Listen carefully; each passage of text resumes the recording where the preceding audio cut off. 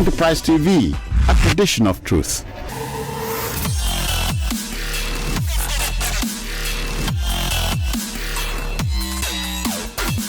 Middlemen. Hello and welcome to the Middlemen of Jurors. I am Juror Cyril Abaku. With me today is Juror Jumoke Alawode James. She will be trying to understand why Nigerians behave exactly the way they do. And I will be attempting to douse the heat from the fire explosion in Ibadan on Tuesday night. Stay with us, we'll be right back.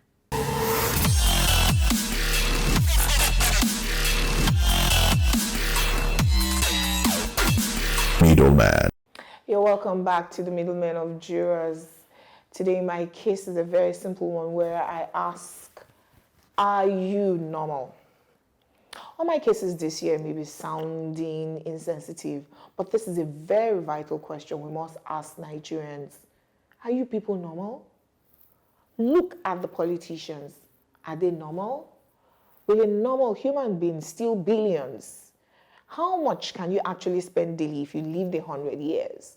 Yet, these politicians don't fall from the skies. They're regular citizens who get into office. The remaining citizens are waiting for their own turn, so no one questions the current thieving leaders. Instead, we pray to God to save us from them. Which God, by the way? The God of the foreign imported religions or our traditional God? Are you normal? Look at the religious leaders. They are no more religious than the politicians. They teach in ignorance and turn their opinions to law. The congregation do not ask questions because they've been told if you question God, you sin. Is that normal? If you don't question God, how do you know Him? Then how do you suspend your right to speak to God who lives within you to another man like you and decide to serve the man of God rather than the God within? Are you normal? The doctor diagnosed the disease. You go to the man of God to cure it. Don't use your medicine prescribed by the doctor. Then you go back to the doctor when the case worsens and all prayers are failed. Is that normal? Is it normal that Nigeria was amalgamated 110 years ago? 64 years into independence, we can't have a referendum to discuss how we want to live together. Over 400 ethnicities and we keep living in a disunited unity. Are we normal? My verdict, I'm sure this case is easy to judge. Nigeria isn't normal. No country has over 200 million people and numerous mineral resources. Most are mined and exported illegally, while the owners of the land live in abject poverty. Then we start to export our imported religions, since the ones who brought it no longer practice them. So we are holier than the Pope and kill on behalf of God. Then when we ought to come together and deal with thieves who steal our patrimony, we leave them to God. It's not normal. Juror Jumoke, you've raised some very serious, contentious, and if you like, controversial issues in your case today. I agree with you, maybe beginning with your verdict, when you said that we leave them to God. I think we do that. I mean, we would rather pray sometimes than hold them to account, because in any case, law enforcement is as good as dead. People have very little faith in Nigeria. The police, is it the police you want to trust? Is it the judge? You go to a court of law, you see the judge coming on Okada, and you want to help that this man will grant you justice. He's coming to court on an Okada. Somebody told me the other day that he had a friend, a colleague from law school, who had come to court with him. I think a junior.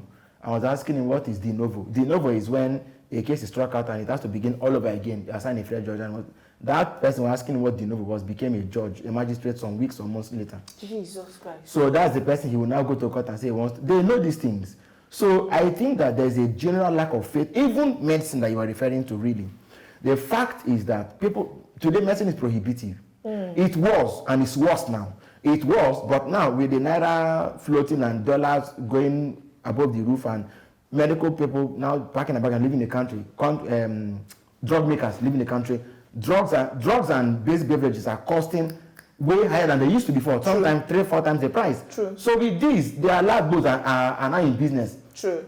When you have alagbo but if you use your agbo which is our traditional that cures medicine. everything. It cures ulcer, it cures malaria, it cures cancer, it cures diabetes, it cures waist pain, it cures eyesight, it causes If you even use your agbo, that's our traditional medicine.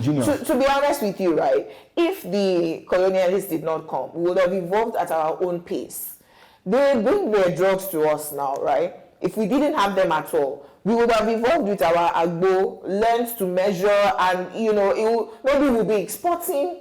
In fact, herbal medicine is consumed all over the world right now. The Chinese have found a way, to blend them appropriately with measurements, and the world is going the herbal way. Because it was herbal medicine they used to fight COVID. But the reality is that those are countries in which, they don't have Eastern medicine. I want to even say that if it is even herbal medicine, at least you're using something, right? There's a diagnosis, there's a prognosis, and you're prescribed some things. But even if it's your they don't know how long it will take to get it is the one that you go and believe another man, right? Who calls himself man of God, that God called him, right? Who has no degree in medicine. He's not a herbal doctor or orthodox doctor. Knows nothing about your ailments, right? He lays his hands on you. You say he has laid his hand though. So the drugs that the doctor prescribed for your ailments, you throw them out. Oh well, so that's the part I may not see it the way you do, on account of the fact that so I believe in healing and miracles. But then maybe the way some people have read it off the Bible may not be the exact way it should be read. These are very subjective issues. So, for example, even Jesus would say, after he healed, you say, go to the temple and show yourself to the doctors, in quote, let them certify that indeed you've been healed. So anybody practicing healing or whatever it is and says that if I've done it, if we pray, don't go back to the hospital, I don't think that's really biblical. I don't want to call names of pastors. You don't have to do that. Really, it's pastors who do this healing thing. I don't hear of it in the other religions in Nigeria. Maybe the herbal ones. No, but there's what they call prophetic medicine. I don't know how it really works, but there's something called prophetic medicine. That's in Islam. Again, I believe that whatever you believe in works for you, right? So it therefore means that person who is throwing out their drugs, maybe they do not really believe. Because if you have read where there is no doctor, there's preventive medicine where they know that a belief system, the core of any human being is their belief system. So if somebody believes that until you give me an injection, I will not be cured. So just give them distilled water that is doing nothing. Just because you have given them injection, they will go on believing that they're healed. So it may just be that the person believing that man of God does not really believe. So they are throwing their drugs away in doubt. No, I think sometimes what happens is that when your pastor says he hasn't tasted any drug in 40 years, for example, and that you must also live the same life he's living, people come under that pressure sometimes to say, I too must conform to that. I must believe God to that extent. Yes. So somehow... That's your pastor. Is he going abroad? No. It's, guess where I'm going. Like Cyril, is the pastor going abroad? Because he may not be taking the drugs here in Nigeria. He may just be doing preventive medicine. I don't know. I don't know about that. Yes, but the thing is that I think, we've been taught this in several times. Religion is a personal thing. True. Yes, if you have the faith to be healed, it's fine. But if you don't, then don't pretend about it. Don't go and throw away your drugs. The problem is not about doctors. People believe in this sometimes because what's the alternative, really? True. Now, we are talking about people who I think the real people who are sick are people who steal billions. And it's sickening, really. I agree. How does somebody steal 100 billion? Even if you have to live another 20 years or 50 years, 100 years. How much can you spend per day? Well, we need to ask Abacha's children this question because they are still receiving money that their ancestors. Nigerian politicians ought to undertake a psychiatric evaluation. I agree. Before they take INEC form. I agree. Yes, let us see whether you are sane or not. Because this thing you're looting, I agree. It's not normal. So some of them, for a human being to steal that much. Some people come back to do philanthropy, and I heard people say he could have taken his money outside, but now he has opened a company. Is that the politician that you and I know? And he has employed. I will be praising him that well he was spending his own money in Nigeria. I don't know who you're talking about. But on the question, Jumoke, come on. On the question of sometimes they even take, when they steal this money, and in their circles, the higher you've stolen, the more prestige you have. All of them are not normal. In Abacha's own case, as at 1996, as at 2001 or so, we are told that he was entering what the Yoruba call ajo. In my language, you say akawo. Thrift. Akawo, yes, thrift society. He was putting money in ajo, akawo, in places like Turkmenistan. Places, countries that are not on the map. Where is that? You will never hear of them. If you know that Abacha stole money and put there, some of us may never have known that a country like Turkmenistan existed. Seriously, you'll be surprised that we still have a general. It's only when he's dead you will realize. Yes. At a point, Nigeria had to tell the Abacha family, said, Abacha family, please, just give us everything you. Let's have an agreement. Take the rest. Even that rest that's left for them is overflowing. Tomorrow fans will call. I say his children have said that their generations unborn can never be poor. I think somebody very close to him was quoted to have said that no matter how poor they become, they could never become as poor as, and then they mentioned the name of the richest black man in the world. Can you imagine? You can imagine that. So this problem, it's not normal. And the challenge is that when one theft goes unpunished, I think this is it encourages more. This thing is not in industrial psychology. You are reinforcing that behavior. You're not telling others they too can do it, and there will be impunity. Is it normal that NNPC PLC rehabilitated the Port Harcourt refinery with 1.5 billion? Please put whooping. Naira. Whooping. And then humongous, unconscionable. Looking to privatize, please, who will pay the loan? Maybe they have worked out their mathematics, but should I believe that they spent 1.5 billion to repair the refinery? True, Sharon. I can't believe that. Another angle. I have to say this, Jumoke. All these evils being done against Nigeria will very, very soon be redressed. How? A day is coming. I'll tell you I'm coming. A day is coming when the sun will rise on this nation, and until justice is served, it will not set. You want to know how? Because you and I, who ought to be positive citizens, actively protesting, actively using, you will ask me, how am I being a positive citizen? I am saying the truth, the facts that I have at all times, and asking us to use it as knowledge to do the right thing, right? So when we say, do not litter Nigeria, for instance, positive citizenship. When we say, hold the government accountable, positive citizenship. But when we say, is he the first person to steal? Is she the first person to, they are persecuting her. It's because she did not agree. Yeah. When we always have excuses. Or because they're from a tribe or something. It's my brother. That's your brother. If you fall ill, leave our fee for us. So if you fall ill and there's no medical insurance, that's your brother. Will he pay your hospital bills? I don't think that Nigerians are normal. But again, if we have to look at it, in a realistic sense, sometimes you see that they let one person go and want to capitalize on another person. These things are the things that make people from certain parts of the country. Oh yeah, I agree. I agree. Yes. What is wrong is wrong. Yes. But when things take that end, they leave nothing other than for people to say. I agree. If you're going to do plea bargaining, then you must have a laid down procedure, and we see that you're doing plea bargaining with everyone. That you do plea bargaining with some, and then the others, you say they must go to jail. Then again, which Nigerian thief that stole billions has gone to jail? The ones that were even sentenced to 14 years, they were given presidential pardon. Yes. So how do you tell the normal Jumoke on the street not to steal? But if you steal chicken, they will cut your arm. No, that one, they of course they will. And Is it normal that you are what they call that when you cut somebody's arm? Amputating, dilapidating people's hands. No, it's amputating. Decapitating. No, I think decapitating is for the neck.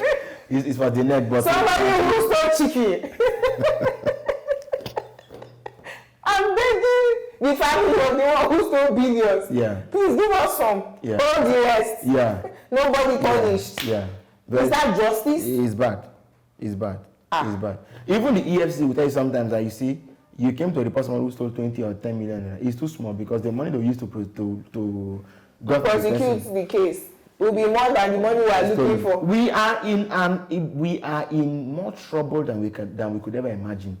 The amount of money being stolen from this country on a daily, in this market, we're talking monies that have been given out to repair outside. Do you know arbitrage? People just take the dollar and give to friends. Oh yes, round tripping. And humongous money. So, if you want to fix this country, you must begin by serving justice. You see, there was something Chena Shebe said. He said, Nigeria talks of unity and faith, peace and progress. That those things won't even go far with us. And I did the research. I found out that the world over, more than 80% of countries in the world have justice on their as part of their motto. Yes. Even states in Nigeria, a lot of them use justice. And Professor Shuenka said before that justice is the first condition of humanity. Yes. Any said that puts justice away and is talking of unity when you can't define unity. Peace when you can't define peace. I agree. There must be measurable. So this is more measurable. So we must come to the point that we even change that in our code of us and say we want to pursue justice and maybe peace or something of the sort. So that way, at least we are guided by better values than these innocuous things that we put there and nobody knows what is what and they don't even guide us in anything we're doing. True. The foundation of any society must be justice. If there's no justice, then it's a and fairness society. If you like, yes. I agree. Sure. I absolutely agree. When we return, Jura Cyril Abaku will be talking about preventing another Bodija fire. Well, it has been a lot of fire and flames in the studio with us thus far. Please do not go anywhere. We'll be right back. Stay with us.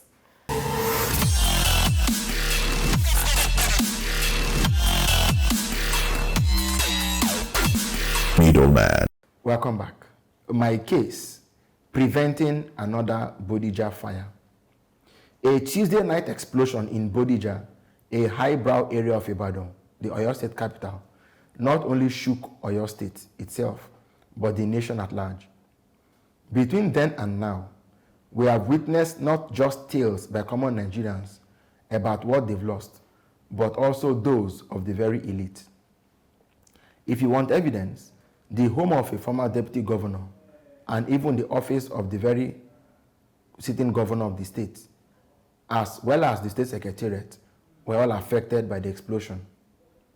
How about those who died and the 58 buildings that were affected? The federal government has now directed mine officers of the Ministry of Solid Minerals to investigate the incident. Well, up to this point, there is nothing unfamiliar. We heard that the explosion was caused by illegal miners, and now we also hear that the firm responsible is owned by foreigners. Sounds very much like an exit strategy. Was the mining firm properly registered and paying taxes, illegal or not? Did the registered mining firm truly store explosive devices in such a highbrow residential area? This Bodija incident is clearly a signal case of elite impunity, and I don't foresee anything coming out of it. My verdict: since we're not sure of who the real miners are, legal or illegal, we need to quickly establish their identity. 2, withdraw their license and arrest whoever put these bombs in the building.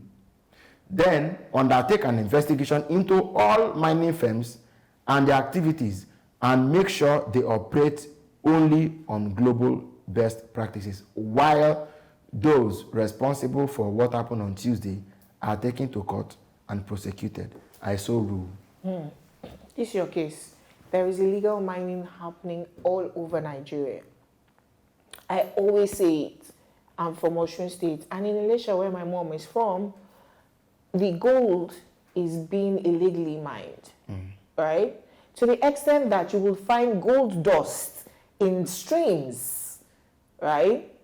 And we hear the same of gold mining in Zamfara before the governor came out to say, oh, gold in Zamfara is being mined, for Zamfara children. But Nigeria is a country with several mineral resources, a lot of them on the exclusive list, and it is only crude oil that it's not even us we exploit, Our crude oil is through joint ventures. Our own is for them to come and tell us that, we're exploring 2 million barrels every day. Your own is 1 million. Oh. I hope we have even the facility to really count. But the point I'm driving at with this is that a lot of our resources on the exclusive list are being mined illegally. Coming back to the Bodija fire, one, the residential area, the houses there are registered to people. So if these miners are tenants because they're foreigners, we can find the landlord, the owner of the building, and say, give us the documents of your tenants. Let's start our investigations from there. Two, some residents have identified the mining company itself, saying that these gentlemen even have workers who are also housing explosives in their own rented apartments. So we also need to pursue those ones before their own explosives start to go off. And you still see them now? Three, we've checked CAC records, right, and seen that 3 of the registered directors of this mining company are Malians, and only 1 is a Nigerian, I think a Yoruba person. So we can actually go after the Nigerian, because by our laws, there must always be a local, a Nigerian on the board of any domesticated company. Go after the Nigerian and ask him, who are your partners, if they have eloped, right? I'm still believing that they can be found, all 4 of them.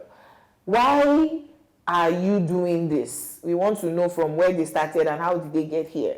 But I absolutely agree with your case that this is a lag on the side of government. How do we have explosives come into the country and we cannot trace them to where they're going? You remember former customs controller, his surname Ali? Hamid Ali. He was always finding illegal weapons. Up and down. Every 2 market days, Hamid Ali would find illegal weapons. It is projected that in Nigeria alone, right, we have over 500,000. No, in West Africa, there's over 500,000. Nigeria has about 350,000 of those illegal firearms, small arms, floating. Small and light weapons. Floating up and down. So are we really safe? Now, the last explosion that we had in Lagos, that was, military cantonment, they were not, what's the word for maintaining, their weaponry. The weapons were dumped there in the 70s and blah, blah, blah. They were old, so they caught fire. The whole Lagos nearly sank, right?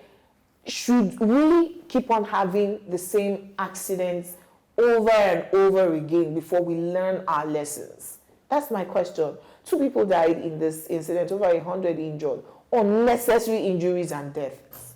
Now, this is the concern I have. The president has said they must investigate and know who is behind this. The minister said they should investigate and know who is. But I beg to differ slightly. Because I believe in the power of intelligence in statecraft. So we've not known all this while. That people used to bring in these sort of things and take them to that sort of I would call it a GRA, a place where a former deputy governor lives. The governor's office is there, secretary, everybody is there, and that's where people are going to store weapons, explosives.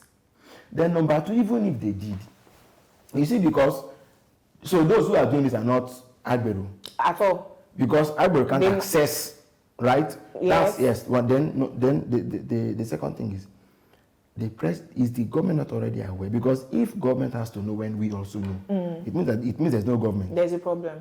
What happened to our intelligence? That's where I'm going. DSS, NIA, SSS, all our intelligence agencies did not know that we were storing explosives in a private house. In your mother's place in Ilesha, what happened when Oyetola was governor of Osun State? When the miners were chased from Zamfara, they fled to Osun, to Ilesha. Governor Oyetola ran to Abuja. And it was 2019. I remember he went to beg the chief of army staff, say, please give me soldiers to come and kill, to chase these people away. They've come. But apparently that thing didn't really solve any problem. So the governor, you see, and now that's another issue again. The governor has gold in his state. He cannot mine it. And then illegal miners are now coming to mine it. He cannot send them away. Because he doesn't have security to do that. To do that. So he has to run to Abuja. When you run and leave your goal post, what happens? You leave the post empty. This country just is happy dancing on the brink. But like I said earlier, we will not remain this way forever. The day is coming when, are you prophesying? As Bodija said, prophecy. It's not prophecy. It's pragmatism. What did Bodija say? Bodija said every evil deed done to man will be redressed. If not now, certainly later. If not by man, certainly by God. For the triumph of evil over good can only be temporal. We are not the worst country in the world. Russia has been here, America has been here, Britain has been here, China has been here, Germany has been here. They all found a way out of it. Okay. I can tell you. This gives me a little solace, to be honest.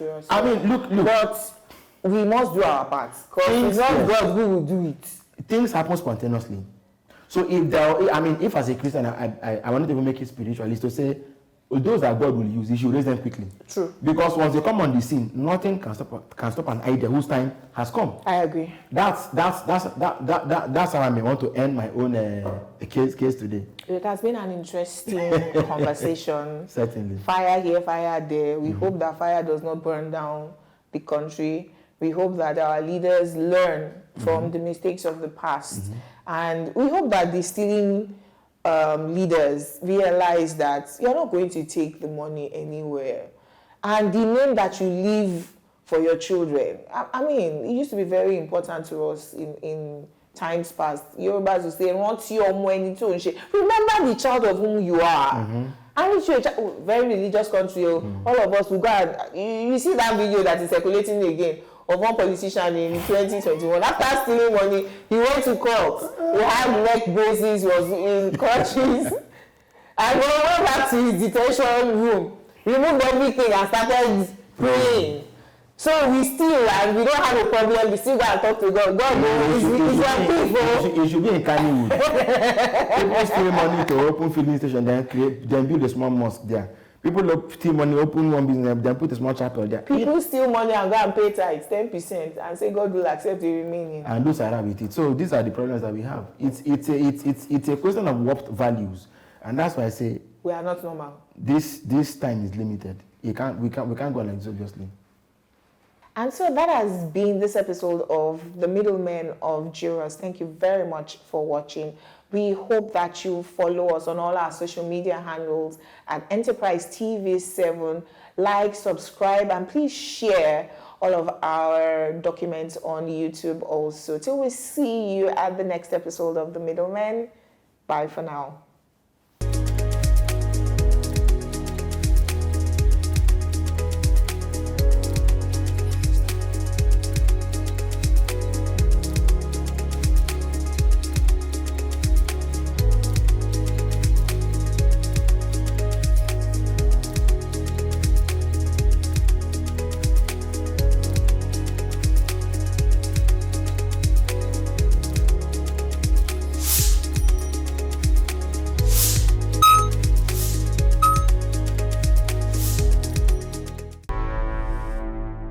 Enterprise TV, a tradition of truth.